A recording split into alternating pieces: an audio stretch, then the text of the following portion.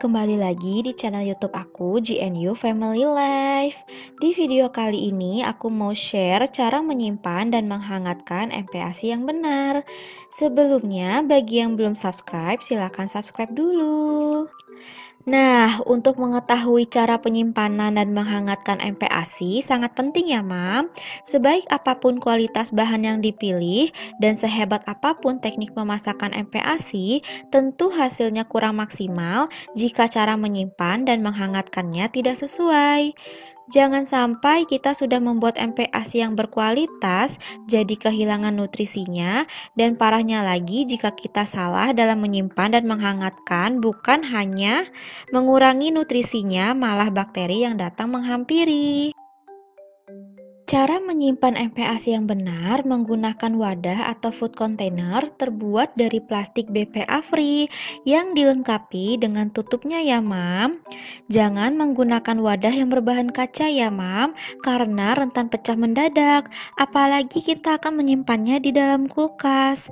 Lalu kita masukkan dan menakar MPASI-nya ke dalam wadah ya.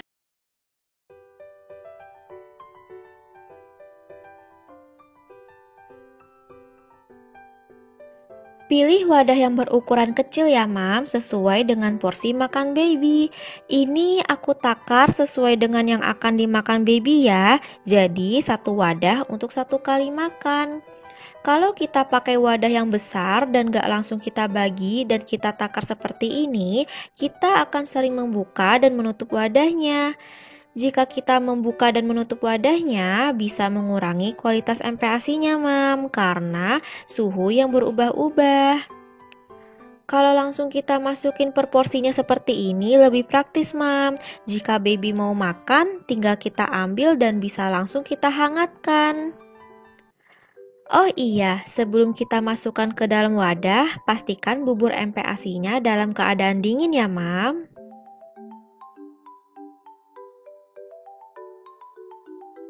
Nah, ini dia. Aku sudah menakar dan menempatkan bubur bayinya ke dalam wadah ya, Mam.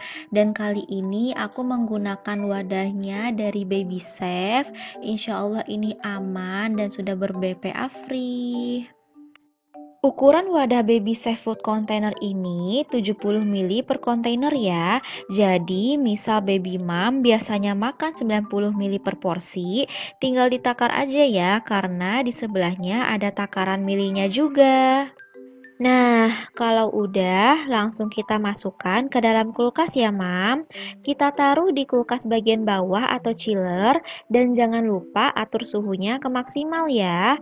Karena makanan baby di chiller bergabung dengan makanan lain ya, Mam. Jadi, otomatis suhunya terbagi dengan makanan lain. Supaya mencapai suhu 5 derajat Celcius, kita atur suhu ke maksimal. Makanan bayi di dalam kulkas atau chiller mampu bertahan selama 48 jam ya, Mam. Kalau mau lebih awet lagi, Mam bisa taruh di freezer, dan di freezer mampu bertahan selama 1 bulan. Akan tetapi, aku sarankan jangan sampai menyimpan makanan bayi sampai 1 bulan ya. Lebih baik dalam 1 hari langsung habis, dan jangan lebih dari 3 hari karena akan mempengaruhi rasa dan nutrisinya. Menurut WHO, suhu yang aman untuk penyimpanan MPASI itu di bawah 5 derajat Celcius atau di atas 60 derajat Celcius. Selain suhu tersebut, MPASI akan lebih mudah cepat basi dan hanya boleh ditaruh selama 2 jam di suhu ruangan. Untuk menghangatkan MPASI gampang banget. Jika Mam tidak punya microwave, bisa juga di rice cooker atau di panci.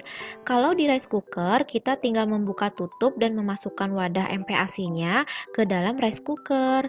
Dan kita atur ke mode warm ya. Pastikan di dalam rice cooker harus ada nasinya. Lalu tunggu 7-10 menit ya, Mam, sampai MPASI-nya hangat.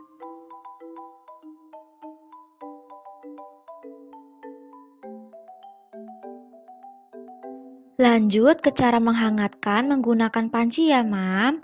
Bisa dikukus atau kita didihkan air.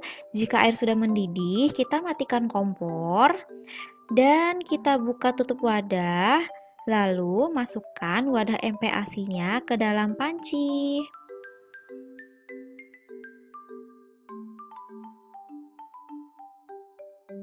Lalu kita tutup dan tunggu sampai 7 menit. Hindari memanaskan MPASI dari api langsung ya Mam, karena dapat merusak nutrisi di dalamnya. Kalau sudah 7 menit dan sudah panas, tinggal kita ambil MPASI-nya dan siap disajikan ke baby dalam keadaan hangat. Kalau aku saat MPASI sudah hangat, langsung aku pindahkan buburnya ke dalam piring babynya ya Mam.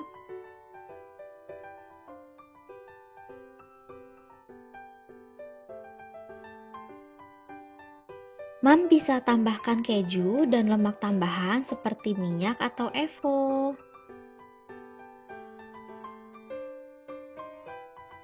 Kali ini lemak tambahannya aku masukkan evo ya Mam. Kalau sudah hangat seperti ini harusnya langsung dikonsumsi oleh baby ya Mam. Dan tidak boleh taruh di kulkas atau dibekukan lagi. Jika makanannya tidak habis dimakan, jangan dimasukkan lagi ke dalam kulkas dan harus dibuang ya Mam, karena MPASI-nya sudah tercampur air liur si kecil, jadi rentan sekali mengundang bakteri.